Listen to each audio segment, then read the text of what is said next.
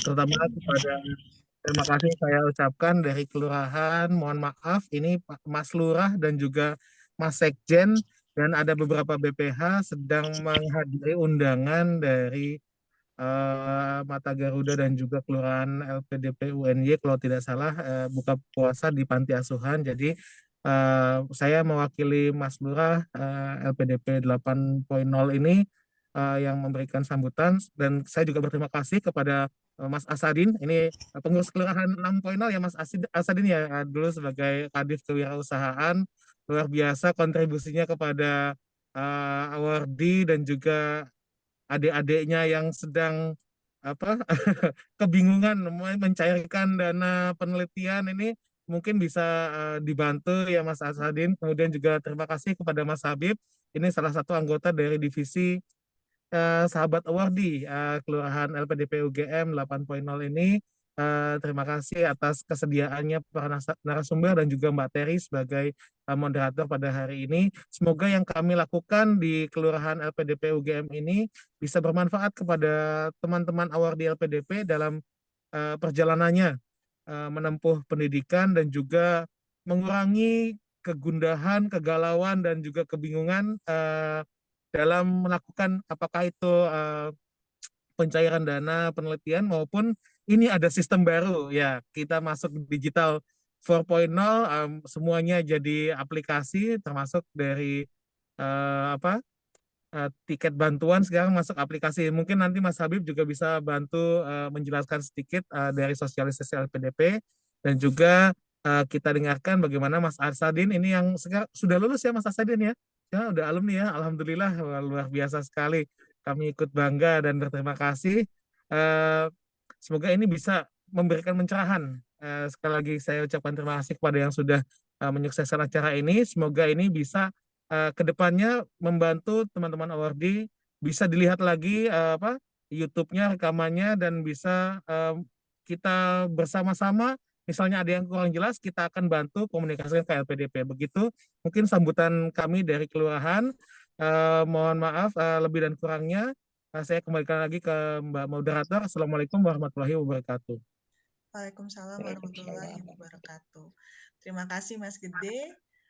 Selanjutnya langsung saja pemaparan materi pertama oleh Mas Asidin Briliantama terkait dana penelitian. Untuk Mas Asidin, saya persilakan. Terima kasih, selamat sore semuanya. Apakah suara saya terdengar dengan jelas? Terdengar, Mas. Oke, baiklah. Langsung saja saya ingin share screen materinya terlebih dahulu. Oke.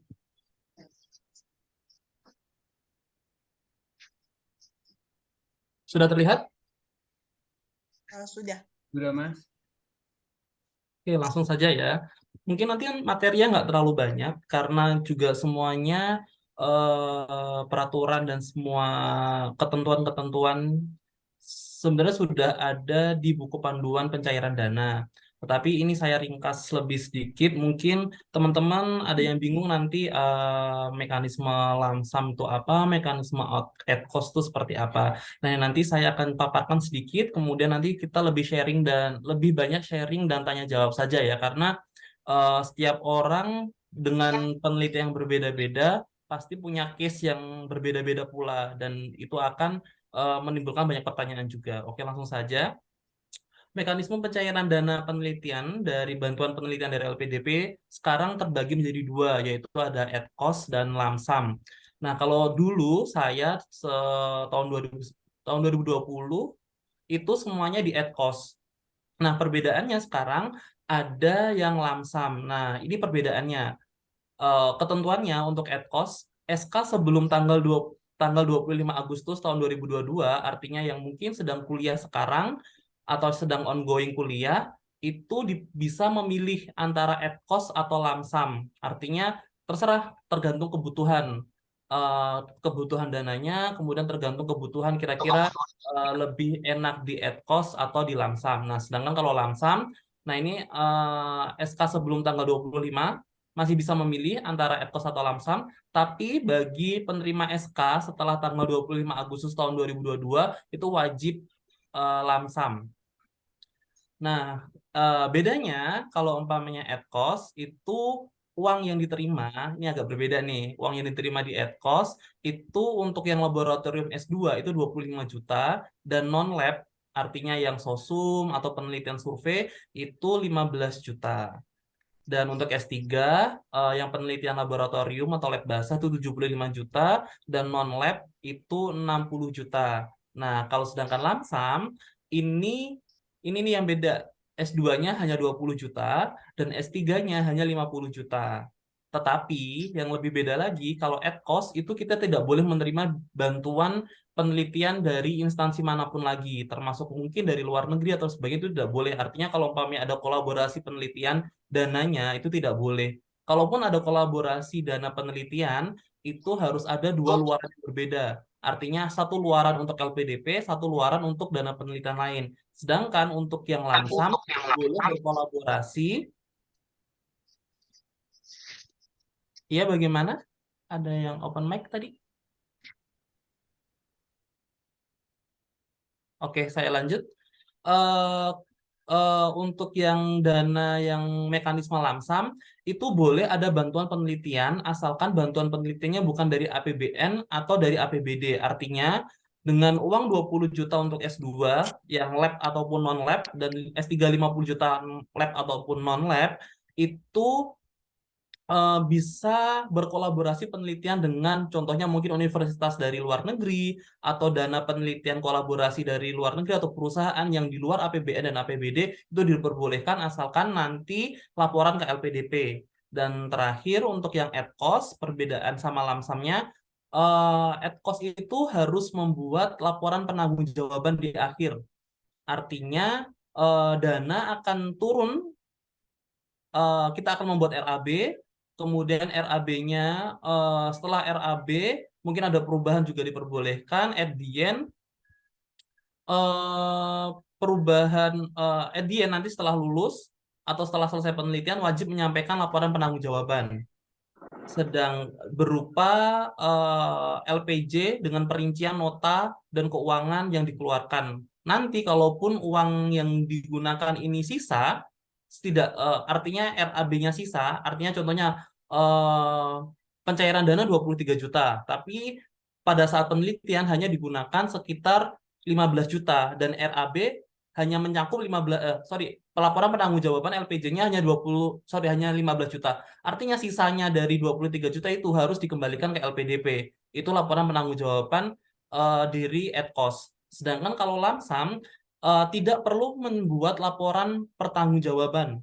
Artinya dana yang turun 20 juta, artinya dana yang turun itu tanpa RAB juga, artinya pengajuan sekali pengajuan, kemudian dana fixnya yang turun adalah 20 juta, tapi nanti mekanisme nyeturnya dua kali, 75 dan 75% dan 25%.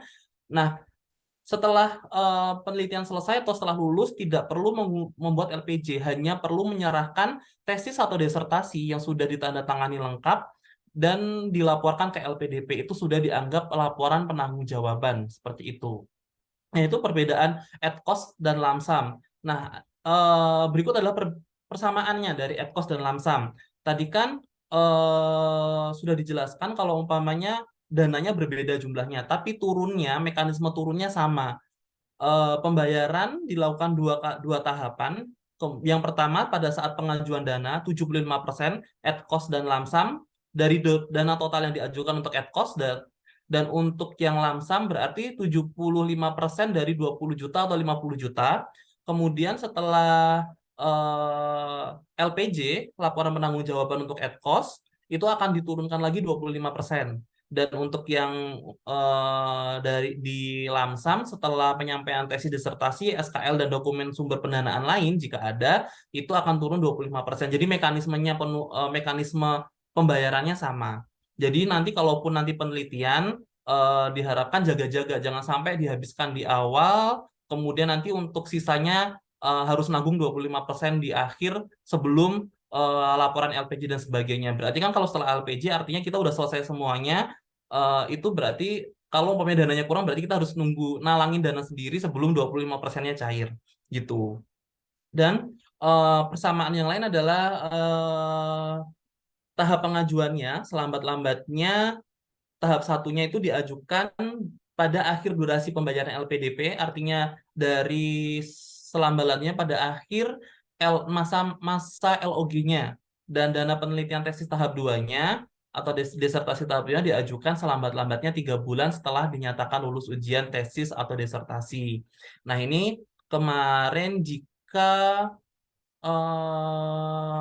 terutama untuk lamsam, mungkin bagi yang sosum akan merasa sangat terbantu. Artinya dibandingkan 15 juta, ada 20 juta dana yang bisa dicairkan tanpa adanya LPJ. Artinya bisa digunakan secara bebas untuk publikasi dan sebagainya, tidak masalah, itu tanggung jawab masing-masing pribadi. Tetapi untuk yang adcourse itu wajib ada LPJ-nya, dan untuk adcourse itu alokasi dananya ada berbeda-beda. Artinya untuk bahan habis pakai dan sebagainya itu ada pagunya masing-masing dan tidak boleh lebih dari itu.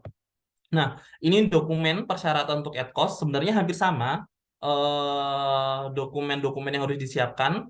Nah, yang beda mungkin surat pernyataan pertanggungjawaban mutlak. Untuk adcourse itu ada formatnya yang ada di buku panduan, bisa dicari di lampiran, dan untuk yang lamsam juga berbeda. Kalau yang adcourse ini bedanya ada di surat, ya kalau di adcourse di surat pertanggungjawabannya ada ketentuan tidak boleh menerima bantuan penelitian atau double funding penelitian dari instansi manapun. Sedangkan kalau di lamsam diperbolehkan. Itu tertera di surat pernyataan tanggung jawab mutlak. Kemudian proposal tesis yang disertasi yang sudah ditandatangani atau sudah disetujui sama dosen pembimbing, kemudian rencana anggaran biaya atau RAB, kemudian surat pernyataan RAB dari dosen pembimbing kalau sudah disetujui dan sudah diperiksa, kemudian surat keterangan bahwa penelitian tidak dibiayai oleh kampus, kemudian yang terakhir dokumen resmi yang ditetapkan perguruan tinggi bahwa penelitian sudah bisa dilakukan. Nah, itu surat-suratnya sebenarnya tidak terlalu banyak, tinggal diurus aja. Yang pasti yang jadi PR mungkin harus mencari membuat RAB terlebih dahulu, karena RAB-nya harus ada referensi harga. Jadi kalaupun kita membeli sesuatu, contohnya membeli bahan kimia atau yang laboratorium, ya laboratorium, terutama yang laboratorium itu kalau umpamanya perlu bahan kimia dan sebagainya, di RAB harus menyantumkan referensi harga. Nah, mungkin kalau umpamanya lebih mudah membuat RAB-nya, referensi harganya bisa referensi ke Tokopedia, diperbolehkan. Seperti itu. Kemudian, nah ini komponen-komponen yang dibiayain dan yang tidak dibiayain oleh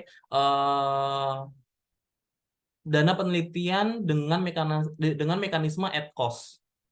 Untuk yang bahan material habis pakai seperti ATK, bahan kimia, pupuk, dan sebagainya, itu maksimal itu 60%. Jadi 50% dengan fleksibilitas 40-60%. Dan non-lab hanya 30%.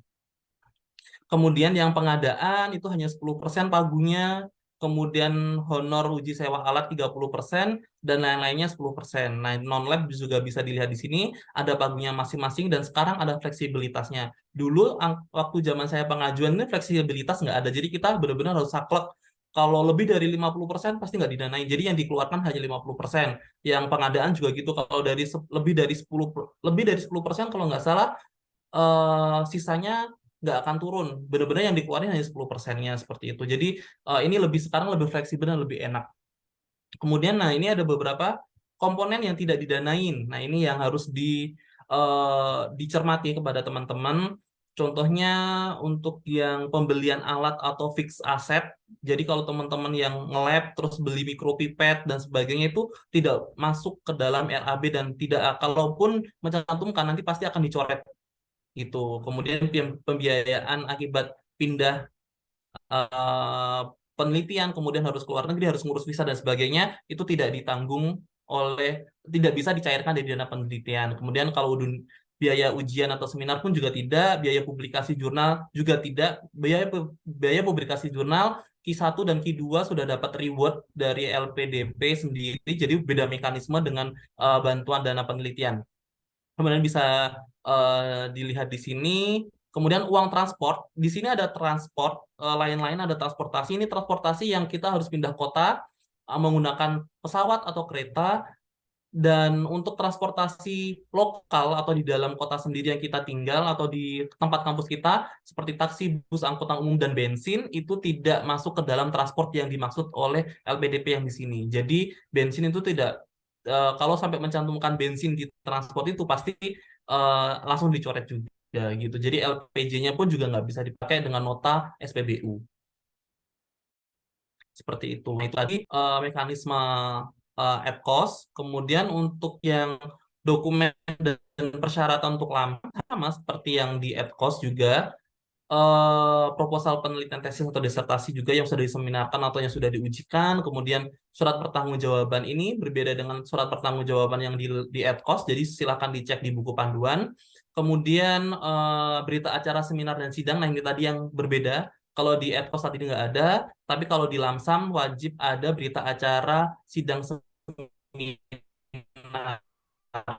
Artinya itu nanti bisa dimintakan attestasi bagi attestasi S2 tidak ada, yang penting ada lembar ada berita acara sidangnya. Jadi benar-benar sudah disidangkan atau sudah diujikan. Kemudian ada lembar pengesahan proposal, kemudian ada dokumen resmi ya sama seperti tadi bahwa eh, eh, mahasiswa yang bersangkutan sudah siap untuk melakukan penelitian. Kemudian untuk terakhir ini dana. Ini masih tahun 2022, tapi kebanyakan belum ada buku panduan yang lain lagi, jadi kelihatannya tahunnya beda, tapi tanggal-tanggalnya masih sama. Jadi ketika nanti udah mulai penelitian, silahkan dicek, artinya sesuai jadwal penelitian atau enggak. Kadang-kadang kan kita masuk lab di bulan Juni, bulan Juli, tapi nanti kita baru pengajuan di bulan Agustus, tapi udah jalan dulu, berarti kita harus belanja dan sebagainya terlebih dahulu. Nah itu harus diprediksi lebih awal karena prosesnya sekitar 1 bulan untuk sampai mendapatkan hasil keputusan. Bisa dilihat di sini kan sampai 1 bulan, dan untuk pencairannya 2 minggu setelah approval ada, berarti setelah 10 hari kerja approval ada, berarti itu nanti memakan waktu sampai 1 bulan lebih saat proses analisa terjadi tidak sesuai, berarti nanti akan dikembalikan dan akan ada revisi RAB, biasanya seperti itu. Nah demikian penjelasan singkat tentang pencairan dana bantuan penelitian LPDP. Begitu kira-kira kita langsung ke tanya jawab aja. Silahkan kalau mau ada yang bertanya atau dari Slido, Mbak, gimana? Iya. Silahkan. Ya, Oh, terima kasih Mas sebentar. Asin. Saya ingin menunjukkan bentuk contoh RAB yang mungkin nanti bisa dijadikan acuan. Hmm. Nah, mungkin sekarang saya nggak tahu harus membuat form pengajuan dana atau enggak, tapi kalau dulu wajib ada pengajuan form, kemudian syarat-syaratnya juga agak berbeda. Kalau dulu saya wajib LOA, LOG, ya ada LOG dan sebagainya, tapi kalau sekarang sudah nggak perlu, yang sama kelihatannya seperti ini surat persetujuan dari dosen pembimbing bahwa kalau penelitian sudah dilakukan, sudah siap, sorry, bahwa penelitian tidak didanain dan sudah RAB sudah dicek sama dosen. Kemudian ini surat untuk penelitian tugas akhirnya dari fakultas, dan ini RAB, contohnya RAB-nya seperti ini. Jadi sudah ada formatnya juga di buku panduan, diikutin saja. Jadi material habis pakai, nanti maksimal nih, contohnya maksimal pagu saya ini 57%, yang di-approve cuma 50%.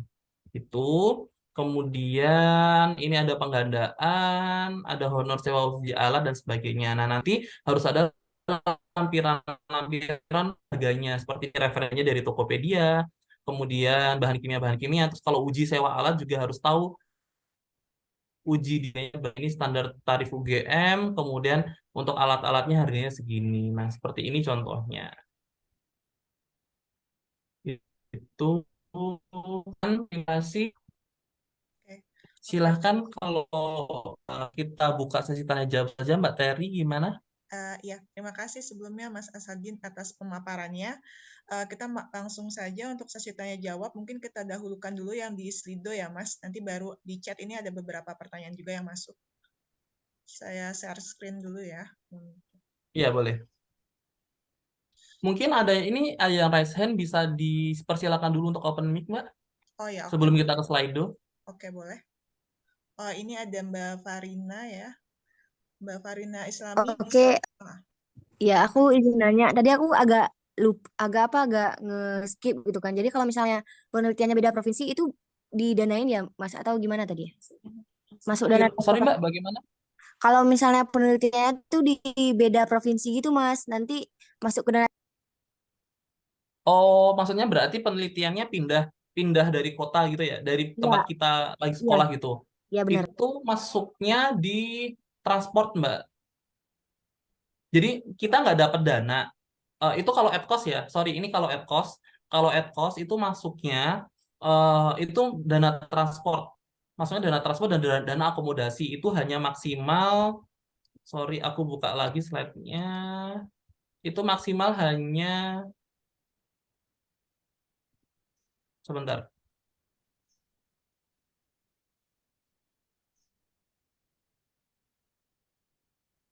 Nah ini, transportasi dan akomodasi itu kalau at cost maksimal 10%, maksimal 20% lah itu kalaupun ada, dan ada ketentuan hotel dan sebagainya, ada ketentuan penginapan, kemudian ada ketentuan tiket dan sebagainya.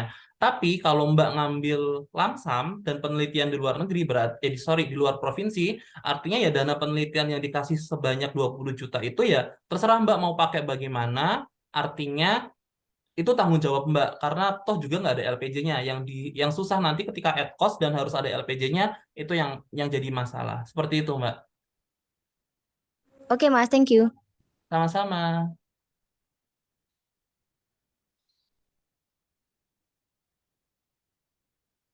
Selanjutnya ada Mas Andika Yuli, Mas yang mau bertanya langsung. Ya, baik. Terima kasih atas waktunya, Mbak pemateri. Mohon maaf izin bertanya, Mas. Yang pertama, terkait dengan batas waktu, ini mau mengkonfirmasi ulang aja, Mas ya, terkait batas waktu pengajuan dana penelitian untuk yang eh, untuk yang apa metode kedua yang lumset tersebut itu benar sesuai dengan waktu selesai studi, Mas ya. Artinya untuk yang tahap pengajuan terakhir. Itu yang pertama. Yang kedua, bagaimana kalau nanti ada case misalnya, ini kan saya rencana penelitian lapangan. Jadi penelitian lapangan otomatis nanti membedanya adalah di transportasi karena melingkup area Jawa Timur. Jadi ketika nanti aktualnya itu lebih dari 50%, lebih dari 10% untuk transportasi, apakah ada misalnya eh, lampiran tertentu untuk bisa disampaikan kepada LPDP bahwasanya faktor transportasi ini penting dan melebihi dari batasan dari LPDP yang sudah ditentukan oleh LPDP. Seperti itu, Mas. Terima kasih. Oke, terima kasih Mas Andika. Saya jawab pertanyaan pertama dan saya konfirmasi pertanyaannya. Jadi tadi pertanyaannya yang pertama batas akhir pengajuan dana bantuan penelitian untuk yang lamsam. Iya, Iya. lamsam. Iya, benar, Mas. Ya. Oh. eh, kalau saya katanya sebenarnya sama, yaitu selambat-lambatnya pada akhir durasi pembiayaan LPDP. Artinya, kalaupun contoh 2 dan selambat-lambatnya itu berarti 1 bulan, anggap aja 1 bulan lah biar aman. Nah, itu boleh, artinya masih bisa diajukan, tapi harus melihat juga artinya contoh ya berarti kalau umpamanya semester 4 terakhir, semester 4 kemudian 1 bulan sebelum lu semester dan tahap 2-nya akan berarti LPJ-nya dan atau tesis disertasi yang harus disampaikan itu selambat-lambatnya 3 bulan setelah lulus, jadi bukan setelah LOG-nya seperti itu. Itu yang pertama seperti itu Mas. Terus yang kedua Baik, Mas. Terima kasih. untuk yang kedua untuk masalah pembiayaan yang transport, kalau menurut saya kalau memang perlunya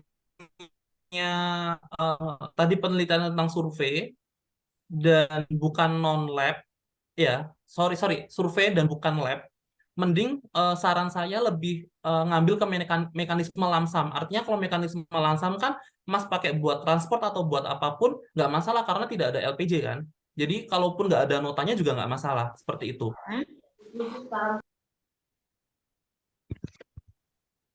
Oh baik Mas, berarti ini kita bisa memilih ya Mas untuk Bi- eh, mekanismenya ya berarti.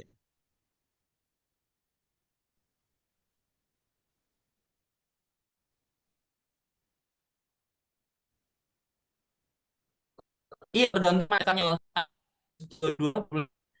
pun setelah tanggal tanggal 25 Agustus pun juga akhirnya harus lamsam at the end. Kenapa nggak satu aja kayak Itu.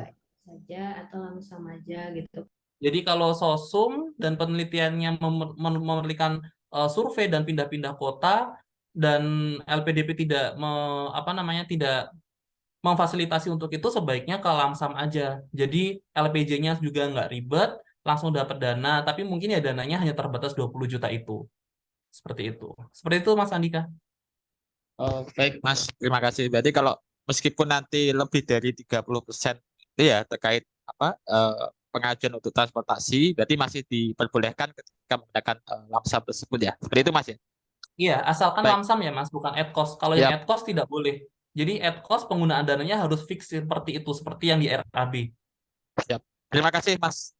Terima kasih banyak atas informasinya. Sama-sama Mas. Terima kasih Mbak Ibu Moderator, saya kembalikan kembali.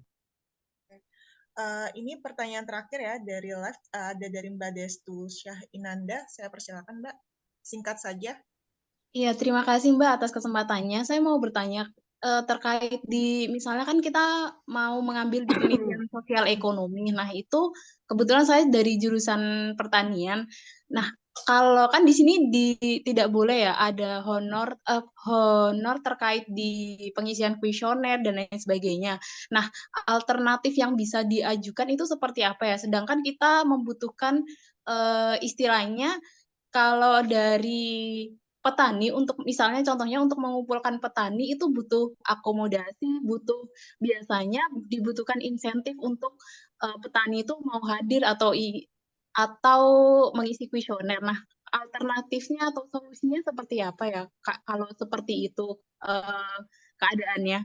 Karena pasti yang membludak Oke. di narasumbernya, karena narasumbernya di satu provinsi dan itu kita pindah-pindah kabupaten dan otomatis alternatifnya kan kita harus mengumpulkan dan itu membutuhkan tunjangan-tunjangan. Nah, itu seperti apa ya Kak solusinya? Oke, terima kasih Mbak atas pertanyaannya.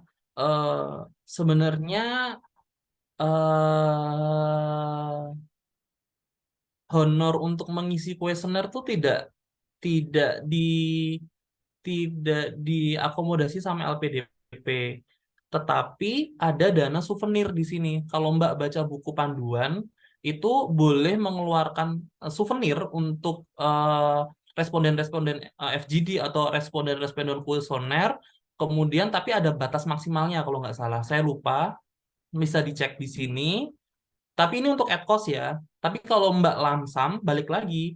Kalau Mbak lamsam, berdananya lamsam dan merasa cukup dengan uang 15 sampai 20 juta itu dan kelihatannya cukup, ya udah Mbak pakai lamsam aja lebih enak. Jadi nggak harus ngurus LPJ dan nggak harus ngurus kuota ini berapa persen, ini berapa persen. Tapi kalau Mbak memerlukan yang lebih besar, artinya mungkin sampai bedanya cuma 5 juta kalau S2, tapi yang kalau S3 sangat kerasa sekali. Nah, itu Mbak bisa masukin ke dana souvenir di sini.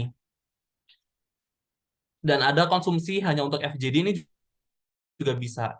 Kan kalau mengumpulkan berarti kan FGD kan jatuhnya, forum group discussion, itu bisa masuk ke konsumsi atau souvenir yang bahan habis pakai di sini yang maksimal 50%.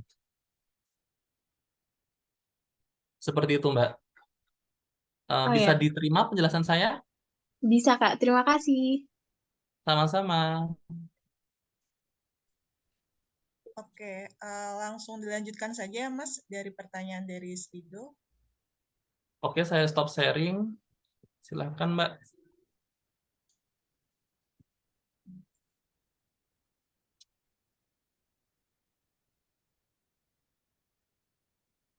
Gimana, sudah terlihat? Oke, sudah. Sudah. Oke. Nah, saya langsung bacakan saja ya Mas. Yang pertama itu dari Mas Gede Yulian, ini ada pertanyaan pembedaan pendanaan antara penelitian kualitatif dan kuantitatif. Kalau perbedaan pendanaannya kelihatannya nggak ada yang beda ya. Jadi mekanismenya tetap sama. Yang jadi patokan itu memakai laboratorium dan tidak memakai laboratorium untuk at cost. Itu yang berbeda. Tetapi kalau yang lamsam nggak ada perbedaan sama sekali. Bahkan laboratorium dan non-lab itu dengan nominal yang sama, dengan mekanisme yang sama. Tidak ada perbedaan. Yang beda hanya di at cost itu perbedaan jika memakai laboratorium dan tidak memakai laboratorium. Itu yang berbeda. Oke. Lalu yang kedua, ini dari Natnut, bagaimana langkah-langkah pengajuan dana penelitian? Kalau langkah detailnya sepertinya sudah ada di buku pedoman ya, Mas? Sorry Mbak Teri, suaranya kecil sekali ya. Sorry, ini yang kedua dari Mbak Natnut itu bertanya bagaimana langkah-langkah pengajuan dana penelitian. Udah tadi ya, sudah Ya, dijelaskan ini ya. sudah dibahas juga dan sudah ada di buku pedoman juga ya untuk detailnya. Mm-mm. Oke, langsung saja. Yang ketiga ini ada pertanyaan pada poin syarat pengajuan dana lamsam itu ada berita acara seminar proposal. Apakah itu harus tertera nilai? Tidak ada ketentuan dari LPDP harus ada nilai atau tidak ada. Kalau ada nilai ya nggak apa-apa, kalau nggak apa-apa. Yang penting ada berita acaranya, itu yang paling penting. Oke, yang penting ada berita acara ya, Mas. Iya, betul. Oke. Ini ada dari Jens, itu apakah ada perbedaan signifikan at cost dan lamsam sehingga dananya pun berbeda? Iya, Atau ini tadi yang kelihatan banget bedanya ya di S3 itu kalau laboratorium at cost-nya itu 75 juta, sedangkan lamsamnya itu 50 juta. Nah, yang membedakan adalah kalau lamsam boleh berkolaborasi atau boleh mencari sumber dana penelitian lain asalkan bukan dari APBN atau APBD. Artinya kalau dapat hibah dari swasta, hibah dari penelitian, dari CSR-nya perusahaan, atau dari hibah atau berkolaborasi dengan penelitian di luar negeri atau dari universitas luar negeri, itu diperbolehkan untuk lamsam. Tapi untuk at cost, ya hanya 75 juta dari LPDP saja, tanpa boleh ada mencari pendanaan yang lain. Seperti itu. selanjutnya ini dari ada Mas Anton, apakah kalau mengikuti proyek penelitian dosen itu masih berhak menerima dana penelitian? Apakah tergantung dosennya. Jadi nggak mutlak boleh atau enggak. Biasanya ada dosen yang proyeknya itu berkolaborasi dengan universitas luar negeri atau dari perusahaan, itu masih diperbolehkan asal dengan mekanisme lamsam seperti tadi. Tapi kalau proyek dosennya didanain oleh RTA atau dari universitas yang notabene itu uang APBN atau APBD, itu tidak diperbolehkan. Jadi lihat dulu pendanaan dari penelitian dosennya dari mana dulu. Baik, berarti dilihat dari sumber pendanaannya ya. Iya. Lalu ini dari Mario Dandi, apakah kalau misalkan melalui studi pustaka itu bisa mengajukan dana penelitian juga? Kelihatannya kalau sekarang ini yang lebih menyenangkan bagi anak-anak sosum dulu itu teman-teman saya yang sosum yang penelitiannya cuma studi pustaka seperti itu tuh dana penelitian yang bisa dicairkan sangat sedikit sekali, paling mentok cuma buat apa namanya penggandaan, kemudian buat ngeprint dan sebagainya itu. Nah, kalau sekarang kan nggak ada ketentuan ya, nggak ada ketentuan harus bikin RAB, jadi ya kalaupun penelitiannya dalam bentuk apapun ya udah pengajuan aja pasti cair karena sudah ada jatah dari LPDP sebesar itu. Seperti itu. Jadi penelitian dalam bentuk apapun kalau umpamanya itu lamsam, milih lamsam, ya udah monggo. Berarti aman, pasti bisa dalam bentuk penelitian apapun. Ya pasti tanggung jawabnya harus lulus. Soalnya yang diminta LPDP disertasinya. Nah, gitu. Oke, ini ada pertanyaan dari Mbak Eka. Jika penelitian skema survei dengan pengambilan sampel, ini tadi kayak sama ya pertanyaan sampel di beberapa tempat, namun juga melakukan penelitian atau analisis lab yang biayanya tidak sedikit. Apakah saya dapat mengajukan dana untuk survei saja atau dapat mengajukan untuk penunjang laboratorium juga? Oke, kalau case-nya seperti ini, kita yang langsung ngambil, berarti penelitiannya kan laboratorium kan intinya. Intinya memakai laboratorium. Jadi kalau at cost-nya bisa pakai yang mekanisme pengguna laboratorium, jadi maksimal 25 juta. Nah, surveinya dan transport itu sudah ada pagunya masing-masing, hanya 10%, hanya berapa persen itu, jadi harus ngikutin itu kalau at cost. Tapi kalau penelitiannya pengajuan dananya cukup dengan 20 juta itu, ya langsung aja lamsam, lebih aman. Nggak harus pakai LPJ, nggak harus pakai nota, itu tanggung jawab masing-masing. Seperti itu. Oke. Lalu untuk ini nanti ditanyakan ke Mas Habib sepertinya. Lalu untuk pengajuan dana penelitian, apakah didasarkan saat tahun ditetapkan sebagai awardee atau periode saat akan penelitian? Untuk pengajuan dana penelitiannya, setelah syarat-syaratnya terpenuhi. Contohnya tadi kan ada syarat untuk harus ada proposal yang sudah disetujui sama dosen dan sebagainya. Kalau setelah langsung udah sidang, ujian seminar semester 1 ya, tapi ketentuan syarat dokumennya. Karena kan saya kira di UGM nggak ada yang tiba-tiba langsung bisa seminar proposal deh. Kelihatannya harus 1 tahun semester kuliah dulu. Jadi yang batasnya itu. Seperti itu, Mbak Terry. Oke, Mas. Lalu ini kalau misalkan ada penelitian pendahuluan sebelumnya, apakah... Bentar Mas, mau izin menambahkan jawaban yang tadi. Boleh ya Mbak ya, bentar ya Mbak. Oh ya, silakan Mas. Jadi di panduan yang sekarang itu tuh poinnya mau di EdCourse ataupun mau di Lamsam, itu bagi mahasiswa yang apa namanya durasi studinya masih kurang atau sama dengan 12 bulan, itu belum bisa mengajukan dana penelitian.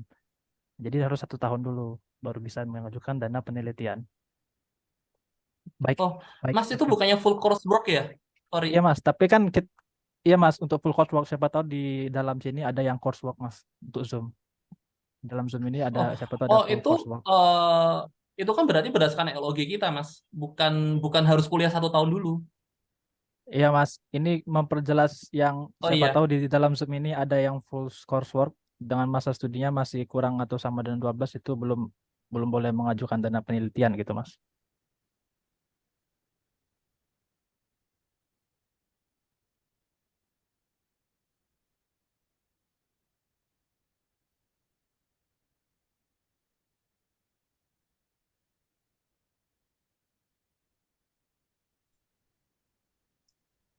Gimana untuk jawabannya? Apakah ada Iya Mbak, penambahan? lanjutkan Mbak. Oh, oke. Lanjut ya Mas Asadin.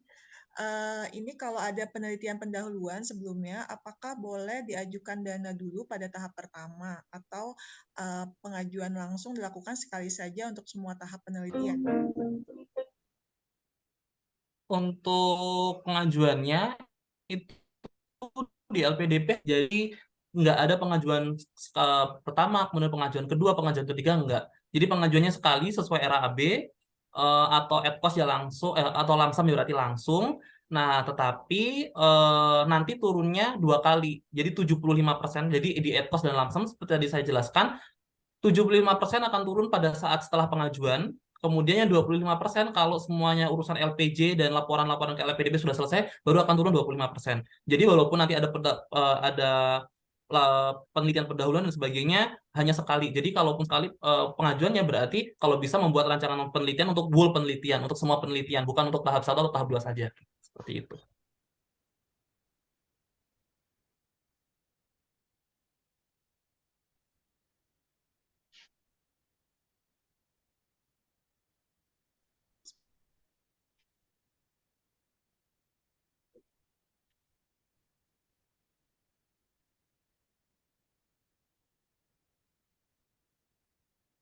Sebentar ya Mas, ini laptopku agak error.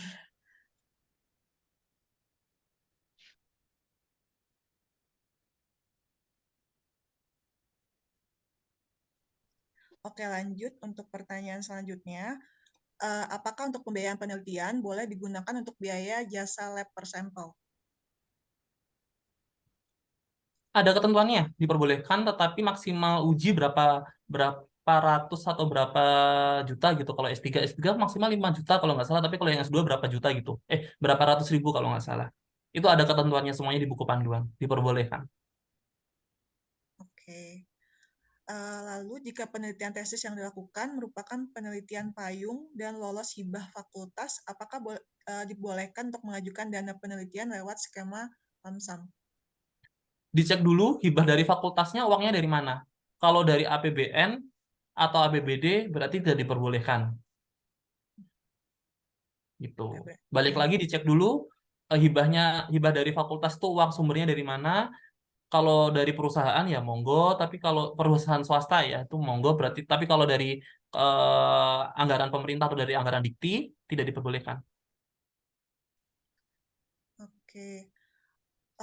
Lalu ini di buku panduan itu tertulis beberapa dana yang tidak bisa diajukan. Untuk dana kompensasi bagi responden penelitian itu apakah bisa diajukan?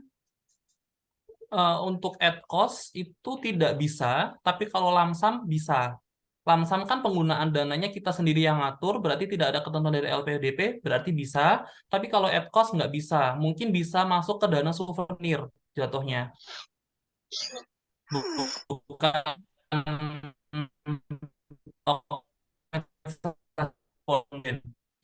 barang. Seperti Oke.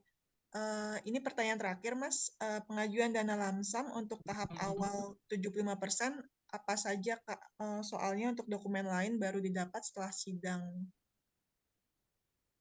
Iya, benar. Ini untuk mengantisipasi mungkin kayak jatuhnya ada beberapa orang yang tidak melaporkan kelulusannya, kemudian tidak melaporkan dana penggunaannya. Dulu itu ketentuan LPJ itu bukan dana 25%, tapi untuk ad cost ya, itu dulu adalah tiket kepulangan. Jadi kalau umpamanya belum menyelesaikan LPJ, belum bisa klaim tiket kepulangan. Itu sangat berpengaruh bagi luar negeri, karena luar negeri kan biaya tiket pulangnya mahal ya gitu. Tapi kalau yang sekarang di Indonesia itu kan tiket pulang ya udah tinggal pulang-pulang aja gitu. Mungkin karena itu akhirnya peraturannya diganti dengan dana 25%. Itu yang ad cost, dan lamsam juga demikian. Jadi harus laporan dulu, dokumen-dokumennya selesai dulu, baru nanti yang 25% akan cair. Seperti itu. Oke. Ini sudah selesai pertanyaan yang di Slido, tapi ada beberapa pertanyaan juga yang masuk di chat, Mas. Bagaimana? Apa mau dijawab sebagian? Tapi kalau Boleh, semuanya kayaknya boleh. waktunya nggak cukup. Masih ada Mas Habib habis ini. Oh Mungkin gitu, kita, dicari aja kira-kira pertanyaan yang tadi yang belum terjawab. oke.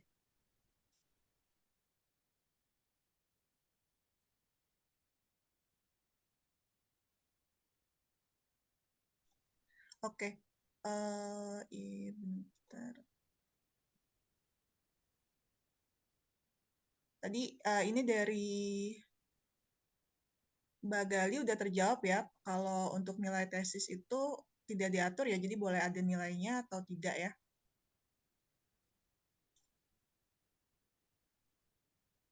Lalu dari Mas Agus, mana udah ada.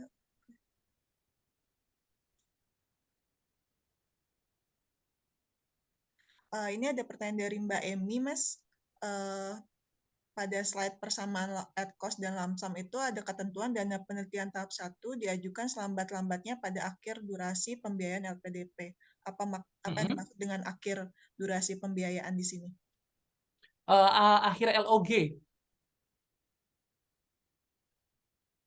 Jadi kan pembiayaan kita jalan berdasarkan SK kita kan. SK kita kan LOG. Jadi kalau LOG-nya selesai di September 2020, September 2023 contohnya, berarti masih bisa pengajuan di bulan Agustus atau September mepet gitu masih bisa.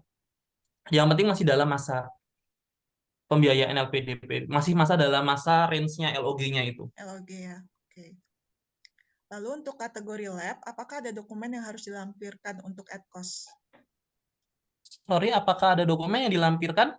Untuk kategori penelitian lab, Mas, kalau pembiayaannya melalui ad cost.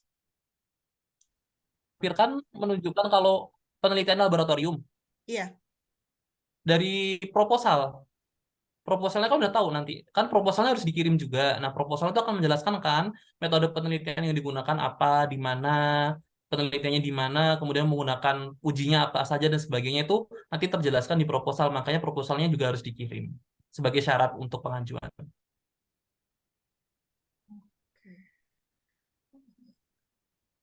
Untuk ad cost, apakah diperbolehkan merevisi RAB? Diperbolehkan. ketika kemarin saya juga hampir revisi RAB sih, tapi untungnya nggak jadi karena saya pindah ke Lamsam. Jadi pertama saya add cost, kemudian ternyata ketika di perjalanan dosen saya merubah penelitian. Nah, akhirnya kalau merubah penelitian kan ganti metode, ganti bahan, semuanya harus ganti. Akhirnya itu bisa dilakukan di pertengahan dengan persetujuan dosen, nanti tinggal pengajuan saja. Syarat-syaratnya sudah ada di buku panduan, silahkan dicek seperti apa. Tapi terakhir itu kalau saya kemarin akhirnya nggak jadi ganti RAB atau revisi RAB, tapi saya akhirnya pindah ke Lamsam. Jadi dana yang turun adalah ad cost, sebesar ad cost 100% turun 20 juta, akan 20 itu untuk akhirnya saya pindah ke Lamsam. Jadi saya nggak harus membuat LPJ kemarin. Oke, eh, sudah selesai pertanyaannya. Mungkin cukup saja ya dari Mas Asidin. Sekian. Kita Oke, lanjutkan terima saja. kasih semuanya. Ya, terima kasih banyak Mas Asidin ya atas waktunya dan pemaparannya. Kita lanjut ke pemateri berikutnya, yaitu Mas Habib Abdurrahman untuk terkait beasiswa. Dipersilakan Mas Habib. Ya Mbak, terima kasih Mbak. Saya izin untuk share screen.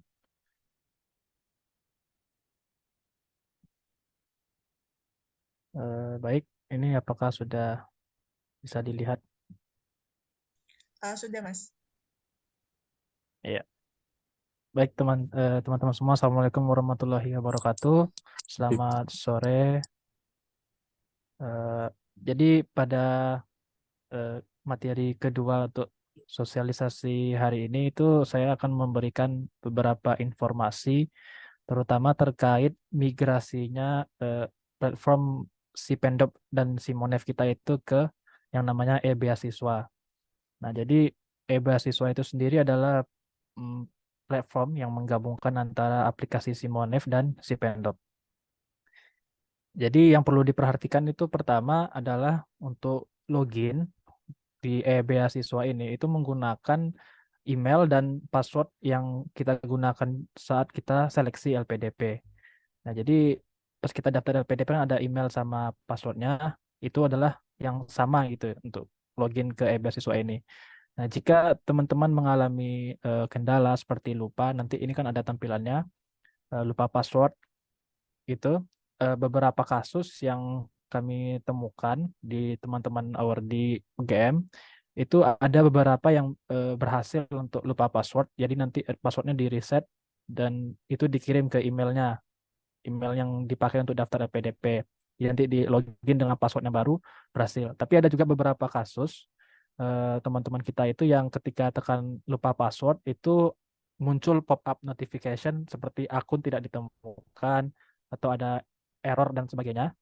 Nah, itu artinya ada suatu kendala yang itu harus dibenarkan dari tim IT LPDP-nya. Nah, itu silakan teman-teman nanti yang memiliki kendala tersebut yang seperti saya sebutkan tadi itu mengisi tautan di link yang ini, kanal kendala beasiswa. Ini langsung akan terhubung dengan tim IT-nya LPDP. Sehingga nanti bisa dibenarkan dan bisa login ke beasiswa. Nah, setelah login, nantinya akan muncul tampilan seperti ini. Ya, ada pendaftaran dan beasiswa. Nanti kita klik yang beasiswa dan setelahnya nanti akan ada pilihan. Ini tergantung dari skema beasiswa teman-teman, yang magister atau yang doktoral. Nanti tinggal pilih yang biru itu dan nanti selanjutnya itu akan diminta untuk melengkapi data-data. Nah, itu semua data itu harus dilengkapi, terutama yang berbintang ini wajib, yang ada bintang merah itu wajib. Jika tidak, jika belum semuanya terisi, maka tombol submit yang hijau ini itu tidak akan muncul. Saya sudah banyak itu menemukan kasus teman-teman itu ngejapri, memang ternyata kendalanya ini kenapa tombol submitnya nggak bisa muncul yang hijau ini, itu ternyata ya karena data-data yang diisikan pada informasi ini, pada kolom-kolom ini tuh belum lengkap, belum semuanya terisi. Nah, namun ada satu bagian yang kolom yaitu nomor paspor, di mana itu dia tidak berbintang. Di sini tidak ada saya tunjukkan, dia itu tidak berbintang, tapi ketika kita melakukan simpan perubahan, itu nanti akan ditolak kalau nomor paspornya itu tidak diisi. Nah, sehingga memang itu harus diisi bagi teman-teman yang belum memiliki paspor gitu. itu kami sarankan untuk diisi aja, mungkin dengan 0 sampai 7 digit. Nah, itu teman-teman kita sarankan seperti itu. Itu hanya formalitas saja supaya tombol submit hijaunya ini keluar. Nah, nanti setelah semuanya terisi dan bisa submit, nanti biasanya akan langsung diarahkan. Jadi langsung ke direct, otomatis ke mengisi rekening. Jadi ada bank, isi nama bank, kemudian kode, alamat, atas nama dan nomor rekening. Tapi kalau misalnya ada gangguan di internetnya atau jaringan, nah ini bisa manual untuk diisi dari menu pencairan beasiswa dan rekening. Nah, jadi nanti di sini teman-teman isikan. Nah, apabila itu sudah selesai, barulah nanti bisa untuk menggunakan semua menu-menu yang dapat diakses di beasiswa ini. Apa saja fiturnya itu? Pertama, memang ini kan penggabungan dari si Pendop dan si Monef ya. Jadi surat pernyataan SP yang kita ajukan dulu di si Pendop itu sekarang di beasiswa. Kemudian ada LOG juga dari beasiswa. Dan selanjutnya itu seperti di menu si Monef, yaitu untuk pencairan dana, progress study, dan laporan selesai studi. Juga ada fitur-fitur tambahan yang dimana sebelumnya ini Awardi itu mengajukannya dengan melalui tiket bantuan. Seperti kan ada persiapan keberangkatan, ini untuk bagi teman-teman calon Awardi yang masih belum mempunyai nomor batch PK, itu mengajukan persiapan keberangkatan dulu kan melalui tiket bantuan dengan melampirkan LOE. Sekarang itu sudah melalui beasiswa. Begitu juga dengan SK penerima beasiswa. Kemudian untuk teman-teman yang ingin defer atau memperpanjang durasi studinya juga ada menunya dari sini. Jadi tidak perlu melalui tiket bantuan lagi. Untuk perpindahan prodi atau perguruan tinggi juga sama, cuti, izin seminar dan lomba. Kemudian ada izin magang dan studi lanjutan. Nah, izin magang dan studi lanjutan ini itu adalah menu yang nanti akan muncul setelah teman-teman itu report selesai studi. Jadi laporan sudah selesai studi, nanti akan ada menu alumni baru keluar dia di beasiswa itu, dan di situ ada izin magang dan studi lanjutan. Nah, ini untuk misalnya untuk calon awardi yang akan mengurus batch PK, mengurus SP, mengurus SK, dan mengurus LOG, itu nanti ada di menu administrasi beasiswa. Contohnya misalnya persiapan keberangkatan itu ada di administrasi beasiswa. Kemudian ini contohnya apabila belum ada pernah mengajukan sama sekali, nanti bisa diklik tambah pengajuan. Dan nanti apabila nanti akan ada disuruh isi sebagai data seperti misalnya LOE, nama kita, kemudian masa studinya, akhir studinya kapan. Nah, nanti kalau udah selesai itu diisi, disubmit, akan ada status menunggu verifikasi. Nanti kalau udah selesai ini akan keluar di sini ada batch PK-nya. Untuk SP, ini bentuk tampilan apabila belum pernah mengajukan SP sama sekali, nanti di sini tekan tambah pengajuan. Nah, kemudian nanti di sini ada dokumen-dokumen yang sebenarnya sama, harus dilengkapi dengan yang waktu kita menggunakan si Pendop. Di sini ada nama, kemudian NIK, kemudian tempat lahir, tanggal lahir, pekerjaan, kemudian di sini pertanyaan apakah perkuliahan dilakukan pada suatu negara. Untuk kita UGM kita pilih ya. Kemudian apakah mengikuti program double degree, pilih tidak. Dan apakah mengikuti kelas matrikulasi. Nah, ini seperti tahun-tahun sebelumnya kita sampaikan kepada calon-calon awardi semua, apabila sekarang sedang akan mengikuti kelas matrikulasi, maka jangan urus SP dulu. Namun nanti setelah lulus matrikulasi, ketika mengurus SP ini pilihannya pilih yang di tidak, ya, jangan diiyakan, pilih tidak. Kemudian pesan ini diisi dengan apa namanya, memohon untuk percepatan diterbitkannya SP karena mungkin mepet dengan waktu pembayaran UKT tanggal sekian. Nah, ini untuk upload dokumen yang diperlukan untuk SP ada LOE, kemudian Kaldik terbaru, kemudian ada silabus pembelajaran. Ini detailnya nanti bisa dilihat di manual syarat-syarat kelengkapan dokumen ya. Kemudian ada pertanyaan apakah Anda melakukan penundaan studi bagi teman-teman yang defer tadi. Ini pilihnya iya, nanti di sini akan diminta untuk mengupload LOE yang baru dan surat izin defer. Kemudian di sini apakah program studinya berbeda antara LOE dan database. Ini untuk teman-teman yang pernah mengajukan perpindahan program studi atau perpindahan program perguruan tinggi itu memilih iya, dan apakah pegawai negeri sipil bisa pilih iya atau tidak. Nah, ini nanti bisa disubmit pengajuan. Hasilnya nanti terlihat seperti ini, ada dapat kodenya. Kemudian ini statusnya apakah sedang. Nanti seperti biasa SP itu akan harus kita kirimkan yang hard copy-nya ke kantornya LPDP. Nah, itu nanti akan kita kirim pada tahap sudah mengembalikan dokumen ini. Nantinya setelah itu sampai ke sudah verifikasi dokumen, di sini ada aksi nanti ada berubah, yaitu namanya konfirmasi SK. Itu akan ke direct ke menu yang surat keputusan ini. SK beasiswa itu di sini sampai nanti prosesnya download SK. Ini nanti akan diminta untuk mengecek apakah data-data ini sudah tepat. Jika sudah nanti bisa disubmit, jika belum nanti bisa diubah. Untuk LOG tampilannya seperti ini. Untuk mengajukan LOG. Baik, itu mohon di-mute-kan dulu. Ini tampilan untuk LOG sama dengan si Pendop. Nanti setelah disubmit itu akan terlihat seperti ini ya. Nanti LOG teman-teman bisa di-download di sini. Nah, untuk teman-teman awardee ya yang sekarang ingin mengajukan pencairan dana, itu bisa di menu pencairan beasiswa ini. Kemudian nanti ada pengajuan pencairan, itu kita membuat new fund request-nya di tombol hijau ini. Nah, itu nanti akan ada pilihan seperti ini. Ini nanti cost item-nya bisa dipilih, ada dana pendaftaran sampai nanti dana tunjangan semuanya ada di sini. Sebagai contoh misalnya ini dana penelitian tesis yang lamsam, nanti kita pilih, kita isi semuanya, currency-nya rupiah. Request amount-nya kalau lamsam berarti kan yang pertama diajukan itu 75%. Karena ada pilihan dana penelitian yang tahap 2 nantinya. Jadi ini dibedakan antara dana penelitian tesis yang pertama sama yang kedua. Nah, untuk pencairan terjadwal yaitu misalnya LE dan book allowance tunjangan buku. Nanti ini langsung ada di menu teman-teman catatan yang bulan-bulan yang lalu, yang sebelum ini ada migrasi beasiswa ini yang masih menggunakan Simonef. Jadi masih ada historinya di beasiswa teman-teman. Nah, nanti ketika pencairan LE periode sekarang kan kita mendapatnya yang Februari, Maret, April. Nah, nanti kan Mei, Juni, Juli, teman-teman bisa cek di beasiswanya. Nah, jika misalnya teman-teman belum lengkap progress reportnya, nanti akan disuruh melengkapi di sini, di tombol proses ini. Nah, klik kemudian upload SKKMA atau transkrip nilainya. Pilih salah satu antara SKKMA atau transkrip nilai.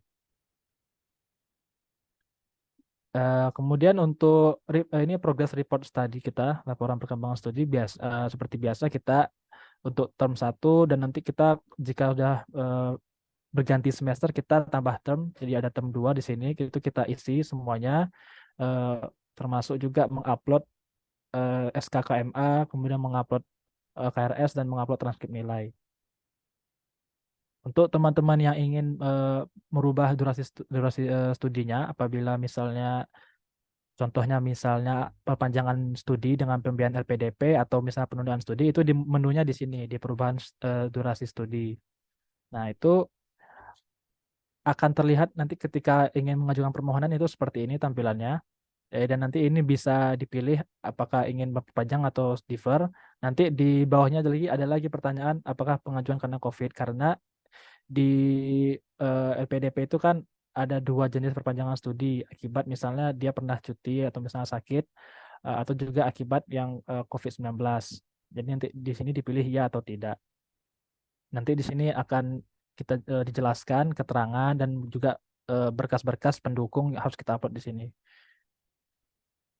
Untuk cuti juga apabila cuti seperti misalnya sakit dan untuk misalnya untuk awardee yang wanita sedang melahirkan atau mungkin sedang ada bencana gitu yang sehingga harus cuti, itu bisa diajukan di beasiswa, jadi tidak perlu melalui tiket bantuan. Nah, sedangkan untuk perpindahan program studi juga dan untuk perpindahan perguruan tinggi, baik untuk calon awardee maupun yang awardee, itu bisa dilakukan di beasiswa juga.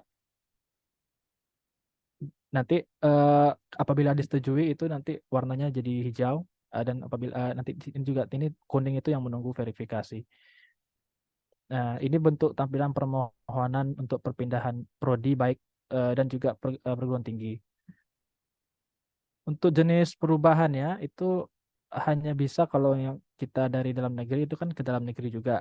Nah, nanti di sini kita diminta untuk mengisi nama perguruan tinggi yang baru dan program studi yang baru.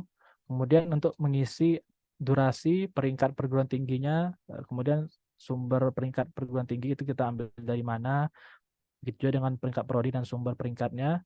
Kemudian uang SPP-nya, tuition fee-nya per tahun berapa, dan deskripsikan alasan kenapa ingin merubah perguruan tinggi atau program studi.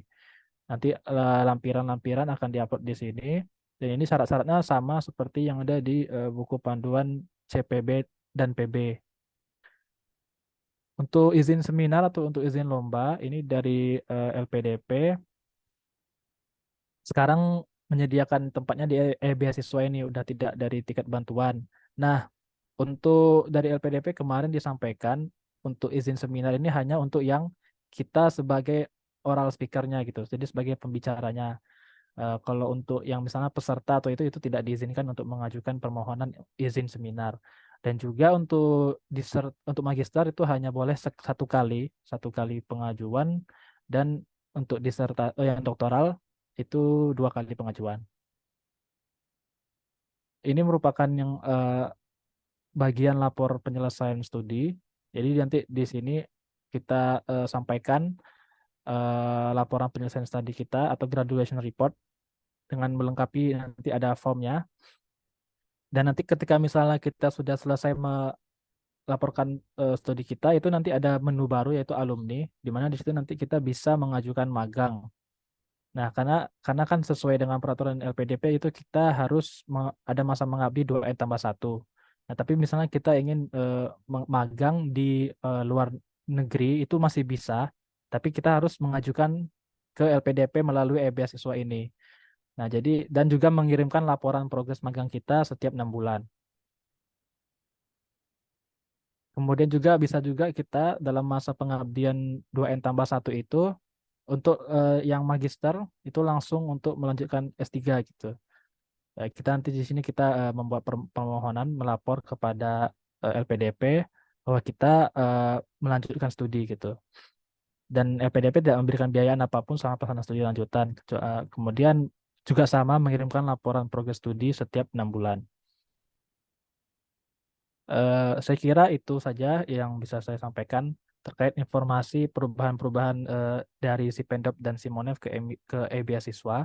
Adapun misalnya dokumen-dokumen yang dibutuhkan dalam pengurusan baik dokumen pencairan ataupun perpanjangan masa studi itu semuanya masih sama sesuai dengan panduan kita, baik buku pencairan keuangan maupun misalnya panduan CPB dan PB yang bisa kita download di web LPDP-nya.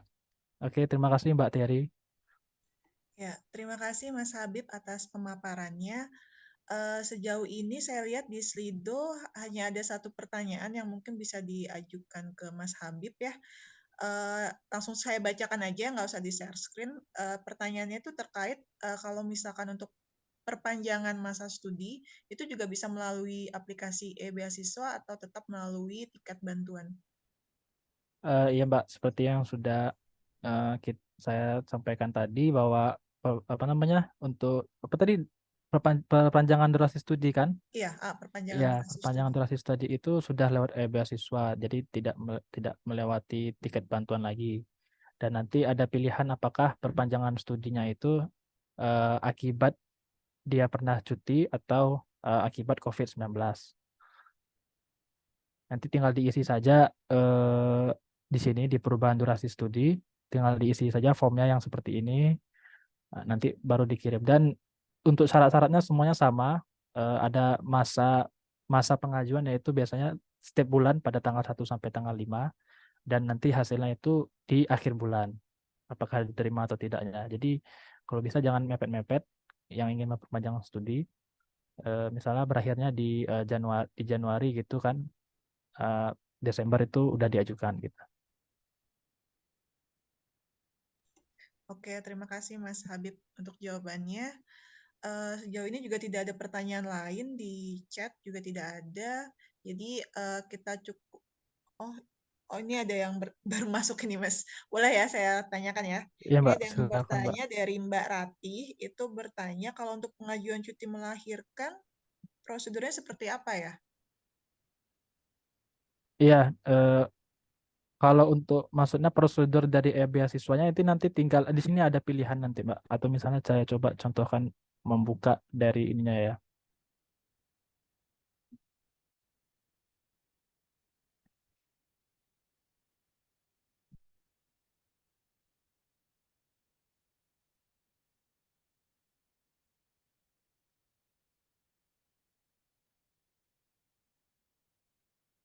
Saya coba new share.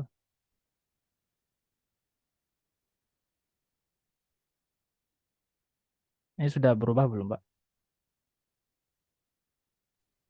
Oh iya, ada tampil.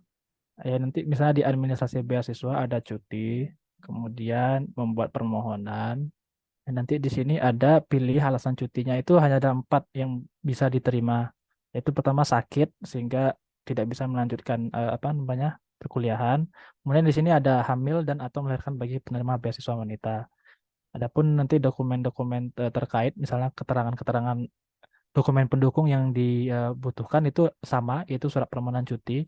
Ini nanti bisa didapat di panduan CPB dan PB dan juga surat rekomendasi melaksanakan cuti dari pembimbing akademik atau pembimbing penelitian.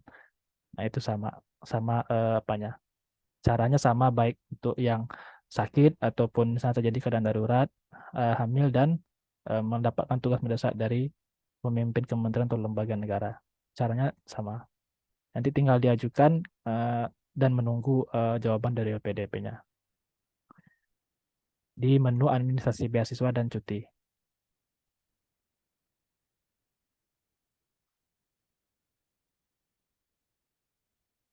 Oke, Mbak Ratih sudah jelas ya.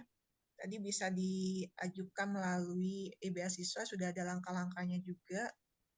Itu ada yang Ya ini ada pertanyaan baru Mas. Untuk untuk studi sebelumnya di Simonef itu sudah full terintegrasi ke beasiswa. sudah. Misalnya seperti contohnya ini saya lihat punya saya misalnya ini yang term 1 saya itu sudah ini sudah di otomatis ada gitu. Nggak perlu dibikin lagi. Yang saya bikin sekarang hanya term 2 karena saya sekarang sedang ada di semester 2 gitu. Ya, sekitar kira-kira seperti itu. Oke, ini dari Mbak Yasinta Irma. Untuk dana tunjangan keluarga, apakah diajukan new request baru terus-menerus per 3 bulan, ataukah seperti LA dan BA yang sudah ada schedule-nya? Itu kemarin dari sosialisasi dari LPDP itu juga kebetulan ada yang bertanya seperti itu ya.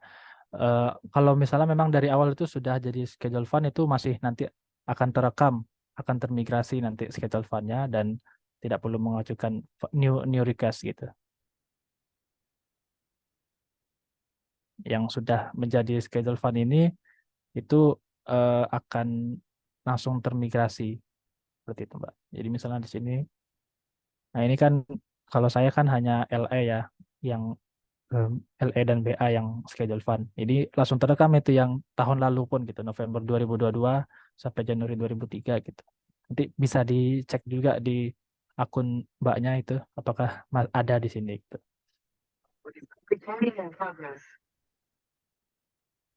Itu Mbak. Oke Mas, ini sebenarnya pertanyaannya teknis sih dari Mbak Dewi. Dia sudah login tapi menunya tuh nggak muncul. Itu gimana ya solusinya? Di biasanya ketika login baru pertama kali itu nanti kita memang akan mengisi data diri. Di sini ada apa namanya step 1 sama step 2-nya itu mengisi data diri dan itu harus diisi semuanya sampai seperti yang saya bilang tadi itu muncul tombol submit yang berwarna hijau seperti ini di bawah kanan. Tadi juga barusan aja siang tadi ada teman kita di UGM yang juga masih kesulitan login, menu-menunya nggak keluar karena memang belum selesai ini tahapan pengisian informasi dirinya belum selesai. Ini harus dilengkapi semuanya, simpan perubahan, nanti pergi ke step 2-nya ada data universitas, kontak, misalnya kontak darurat, kemudian ada lain-lain juga, itu disimpan perubahan lagi dan itu harus lengkap, baru keluar submit warna hijaunya. Baru setelah itu kita bisa mengakses menu-menu yang ada di e-beasiswa.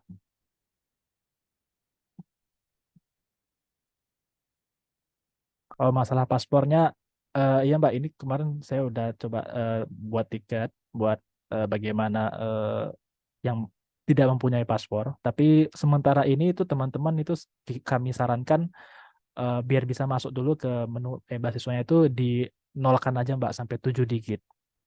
Karena untuk membuat strip itu tidak bisa.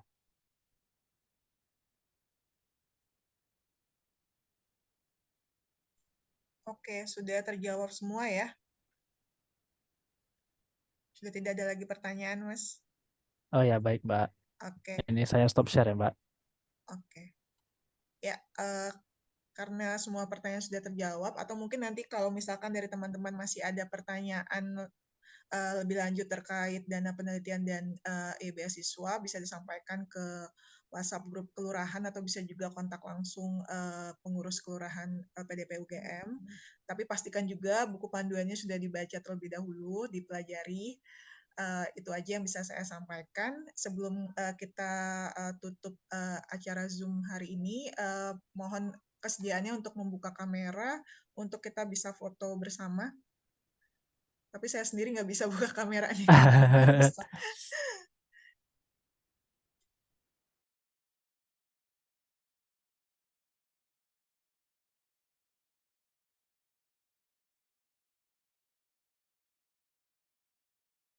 Oke, saya ambil page pertama dulu ya.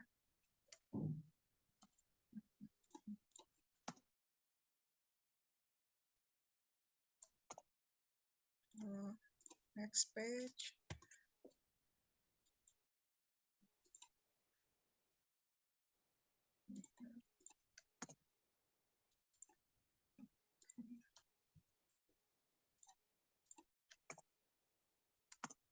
Oke, terima kasih semuanya.